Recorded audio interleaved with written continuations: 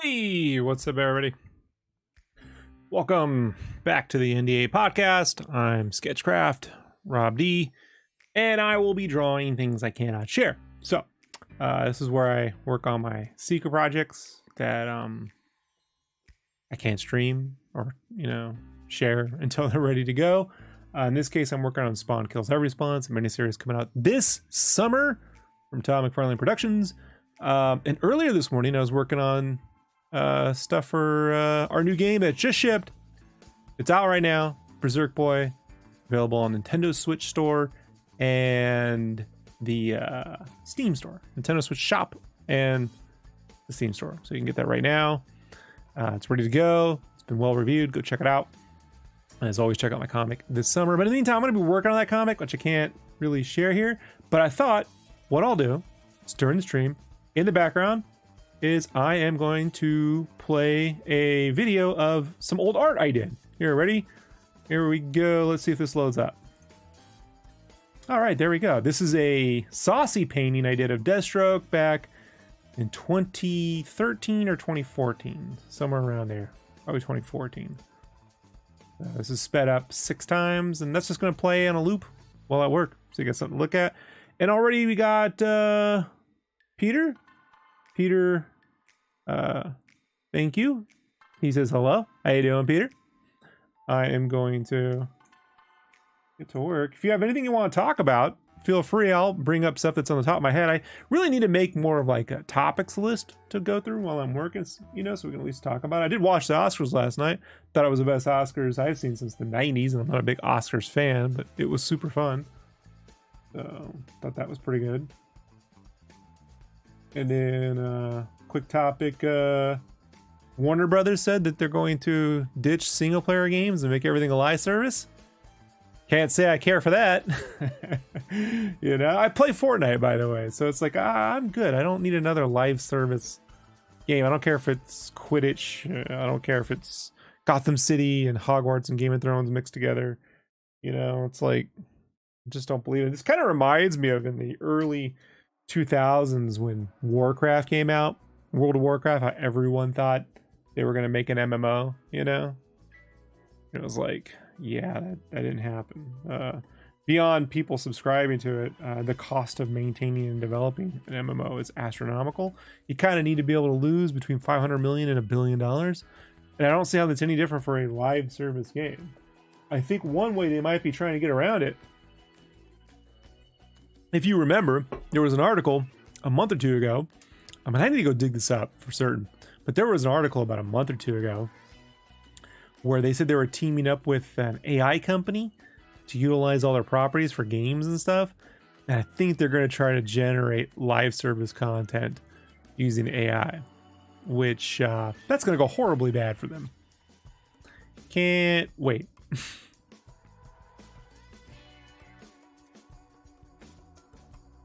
Alrighty, so I am currently working on a 2-page spread, page 16 and 17, issue 4, and it's gonna be big destruction. So I've never really done a 2-page spread of destruction before.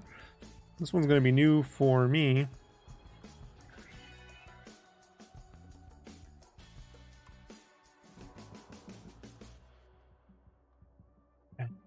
The old painting process. And this original behind me was done on 11 by 14 cans and mixed media paper. There I'm using Distress inks and PH Martins, like a mixture of both. Yeah.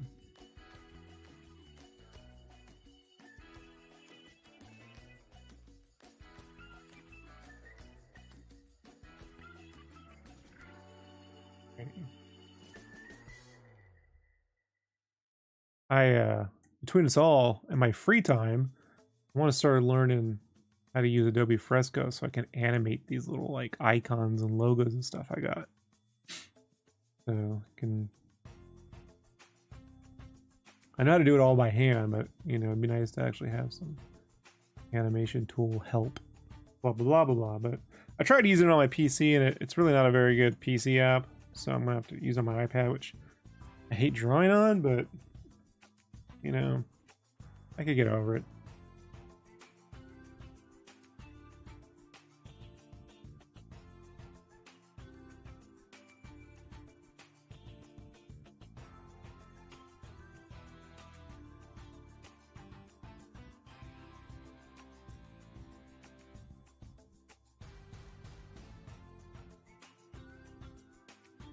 If anyone's there, also let me know that the levels are good. I checked the stream last night and it seemed all right, but I just want to make sure it's not, the volume isn't speaking over me with the background music and stuff.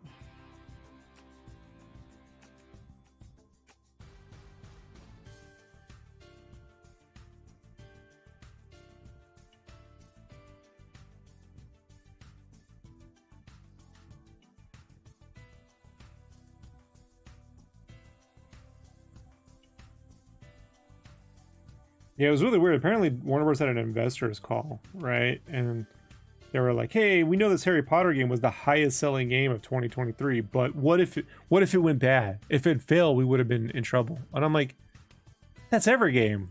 Like, what if every expensive game fails? You would have been in trouble." I don't, but it didn't fail. As if like making a live service game is guaranteed to do well.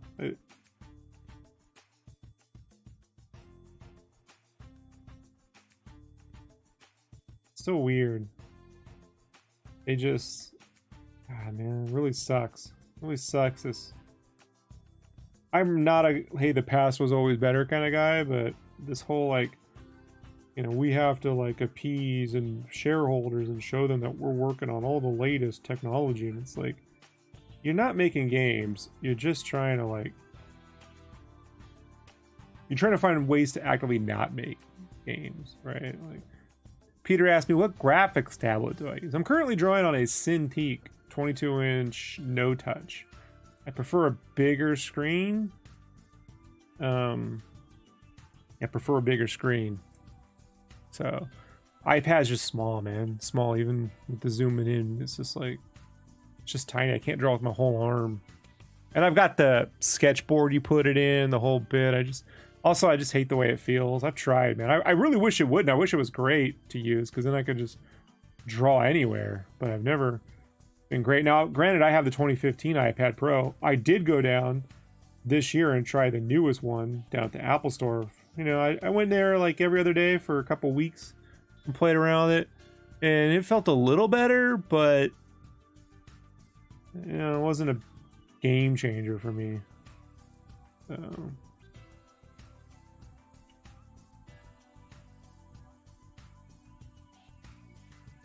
I use the classic thinner pen, so like it just feels more like, the feel of this feels more like when I'm drawing with, you know, pens like Sharpies or Copic multiliners.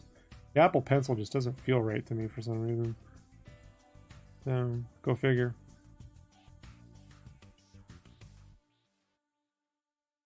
But that is all in my head. I always say, man, like, everybody has their favorite pencil too, you know. Like I had a teacher once when I was in college who only wanted to draw with Ticonderoga #2 pencils. Like, he was addicted to it. He's like, "It's the best feeling pencil." I tried it. I'm like, it just feels like a pencil. It doesn't feel any different to me. Like I said, everyone has their thing.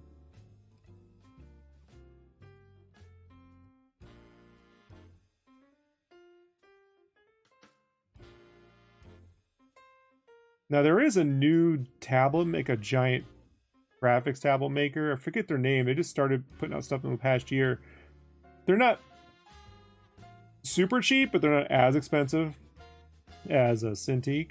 I can't remember what their name is. I bookmarked them, and their pen felt more like what this is. Like, it came with a slimmer pen. It looked like it was really well constructed. I can't remember the name of it though. That's why I bookmark stuff, because I'm like, I will forget. Like,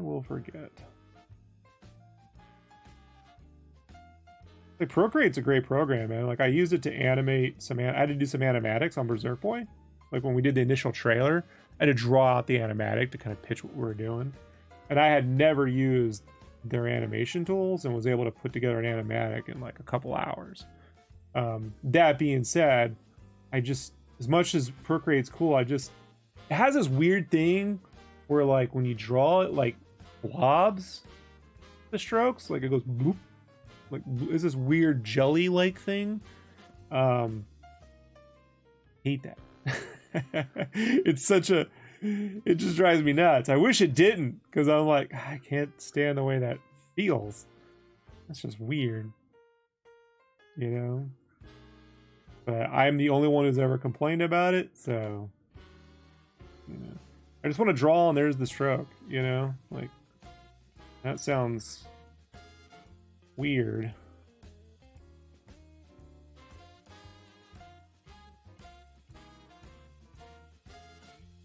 Microphone, I need you to.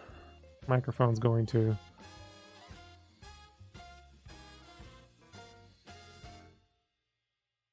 Right now I am making a giant world grid. So my drawing process is I try to grid out the world if to build the volume, but like I always like to bend perspective. It's never just straight on, you know. I've put examples of that up on my socials. If you want to see Sketchcraft on Instagram or Facebook, real Sketchcraft on Facebook. But you can see how like I put a lot of like, here's how I lay out a city, here's how I lay out a room, you know, and you can like call it bounding, where like you kind of like stretch the perspective. It's not quite curvilinear, but it just has like a bounce to it, you know, to add some energy.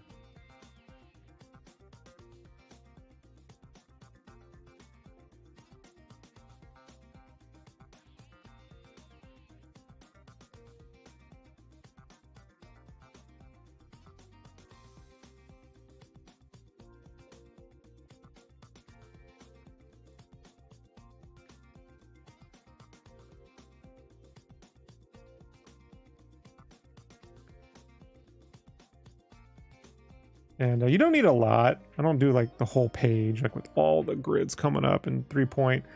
All I really need is a floor plane, and then maybe like a couple like little things on the horizon, so you can draw parallel. I put up a drawing in perspective video, like a really easy one to follow on the YouTube in the art tips section. And when I say easy, like you'll get this down in like 10 minutes, you know? So...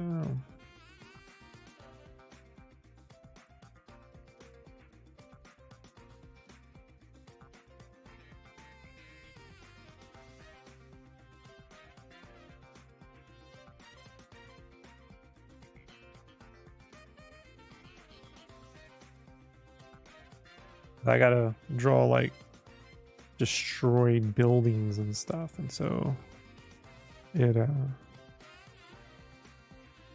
try to draw everything like as in big construction blocks first, and then I'll add like center lines and grid lines onto those blocks, and then I'll add like, you know, windows and stuff on there.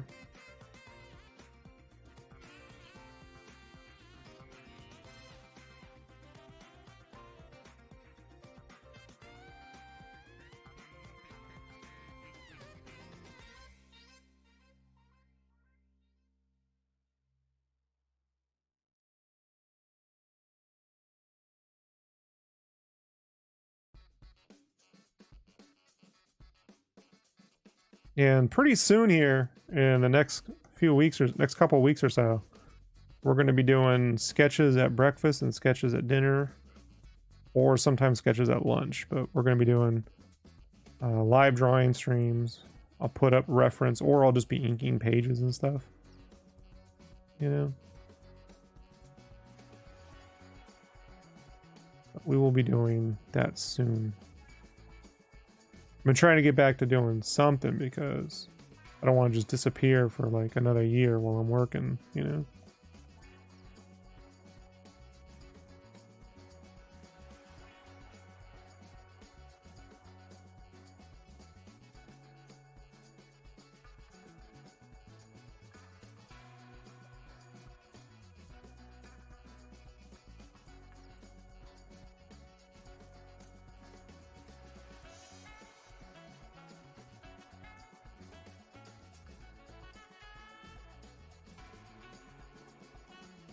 But I want to also do like where I put up like portraits and we can all draw portraits together, or we can do some urban sketching, you know.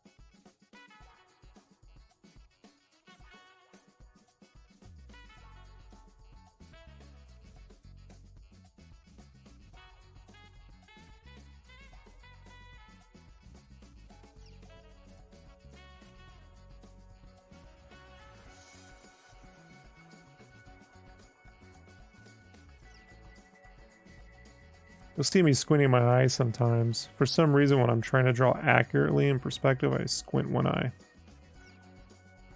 I asked my optometrist about that. He goes, I don't know. I'm like, all right, as long as I'm, it's not causing my eyesight any problems. He goes, no. It might just be I don't know. Imagine flatten out.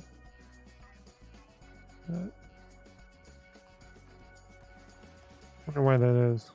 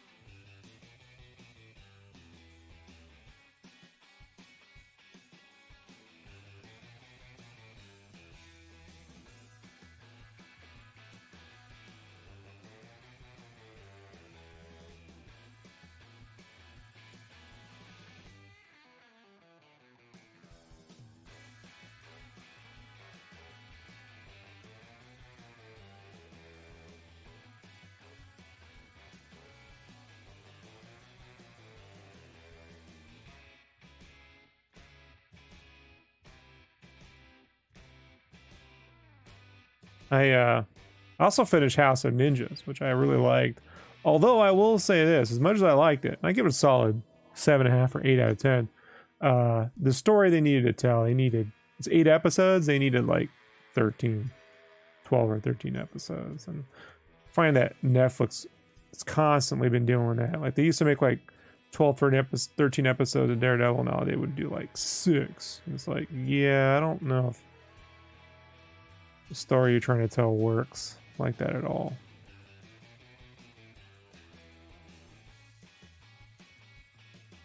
So, I don't.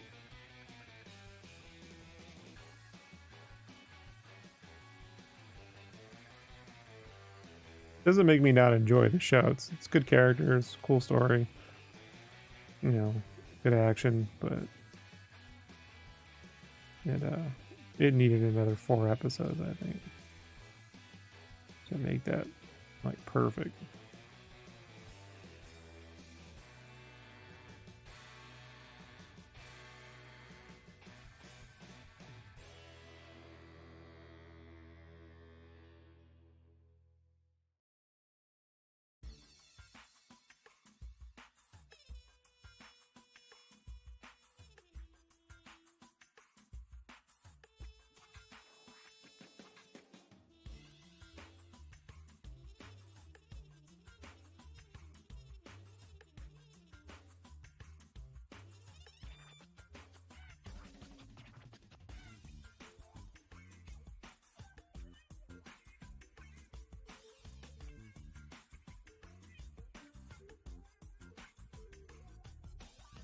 Always like trying to get the scale of things down.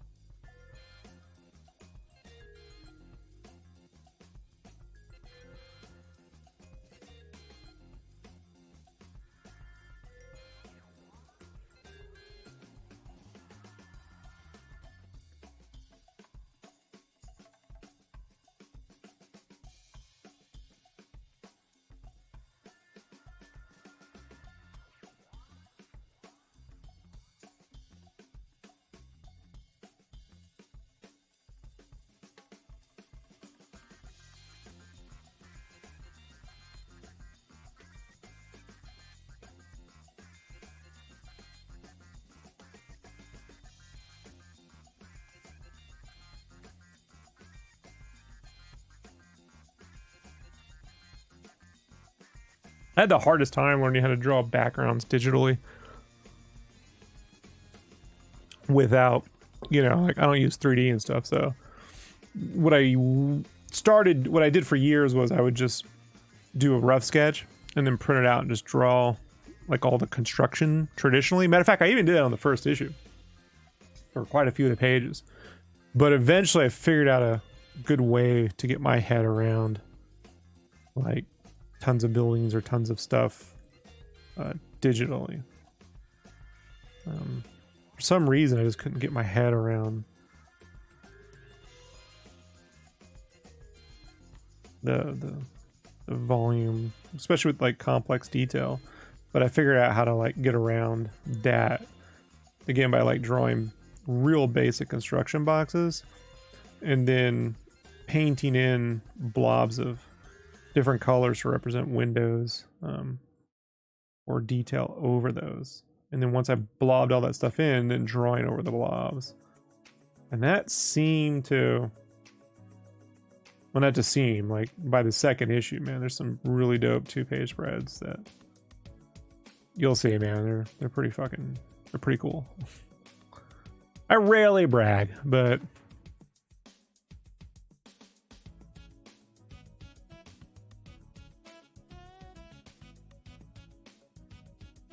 a humble brag.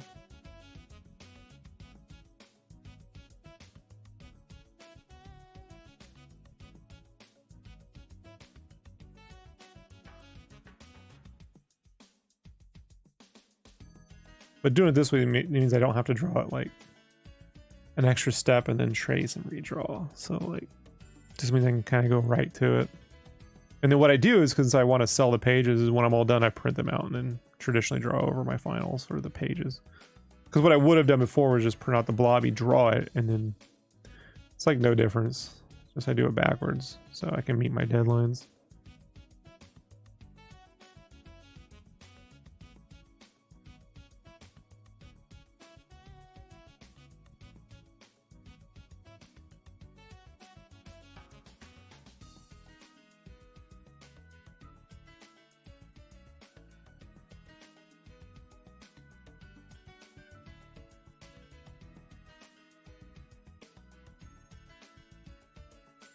Now, every time you draw on like large swaths of buildings, whatever scale you're at, always place a figure somewhere on there so you can keep the scale relative like throughout the image, even if they're not going to be in the final. Like, you know, like a real basic stick figure.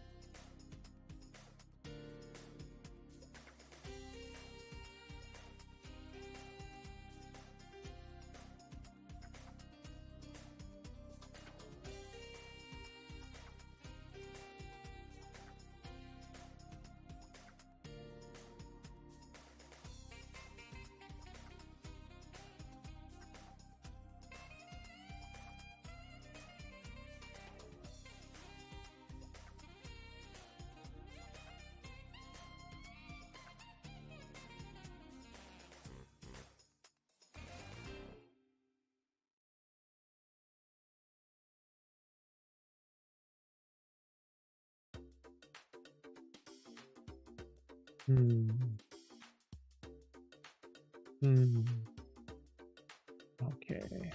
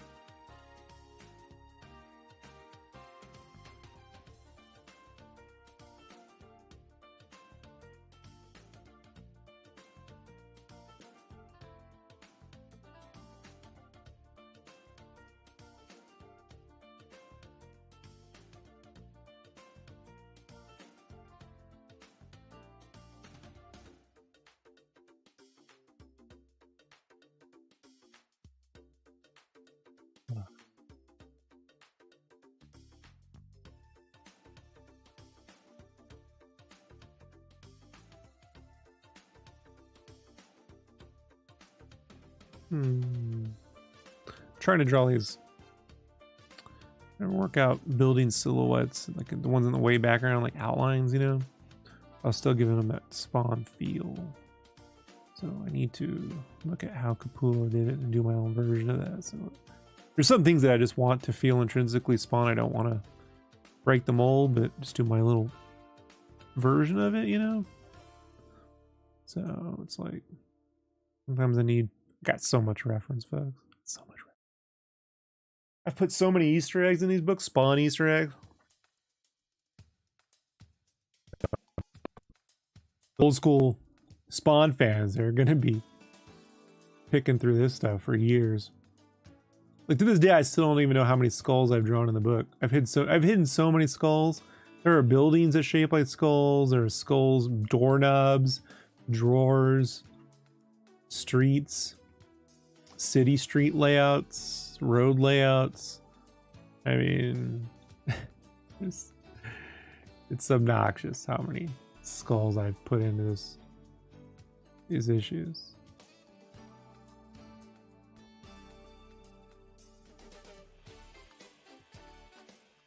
I just have no clue how many there are.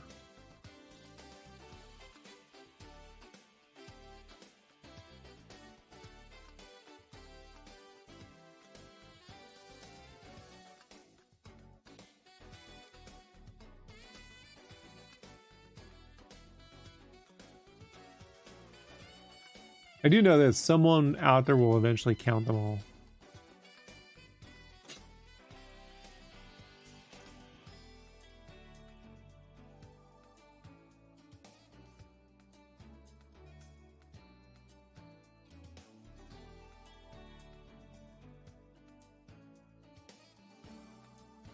All right.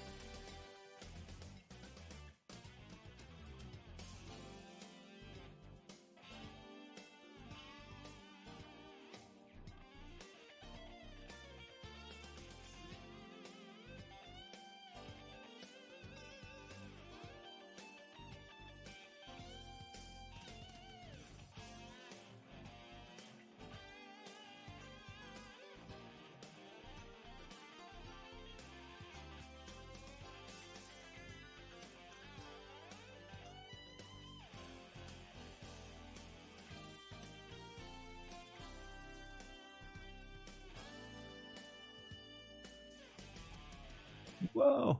Megabytes the wrong window.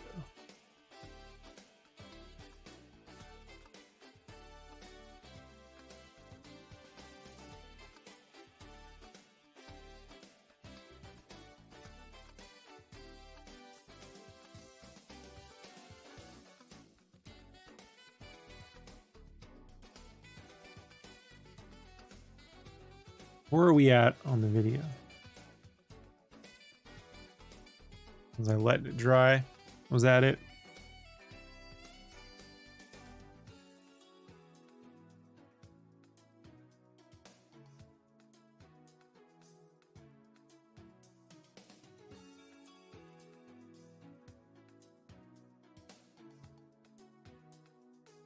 Did it hang?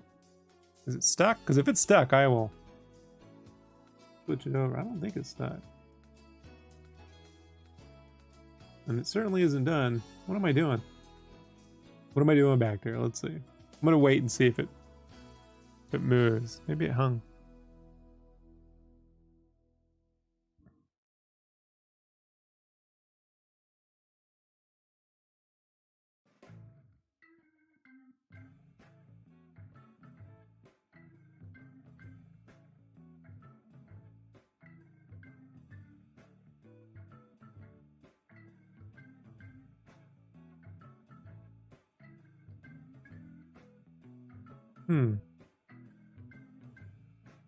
Maybe there was a time I walked away from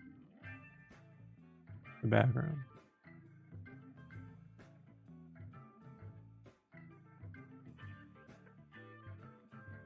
I checked the video. It's all the way through.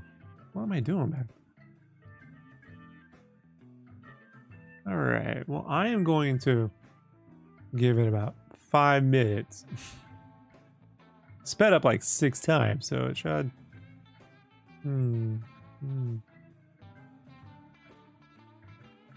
Had so many technical issues the last week.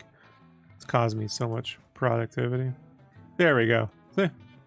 I'm moving. No, just a gap.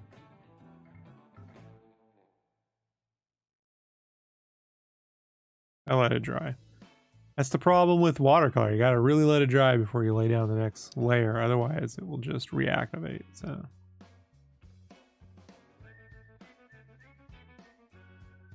All right. Get back to work.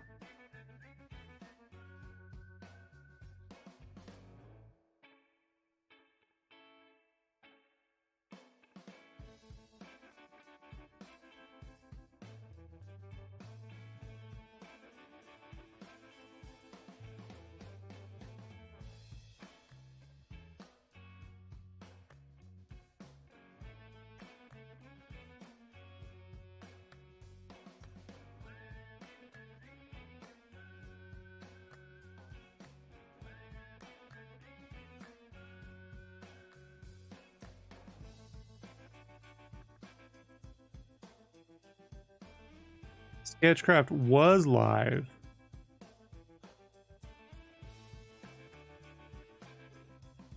Did it boot me off? It boot me off Facebook after 37 minutes? Seriously?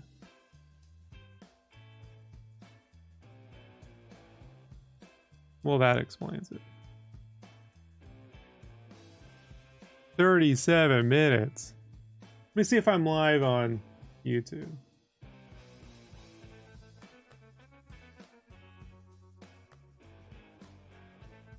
I'm telling you right now, if it continues, oh man, this is so annoying. It says I'm live on YouTube. Yep. Yeah, it booted me off Facebook. I'm gonna stop and start a new stream just to see if it goes on Facebook.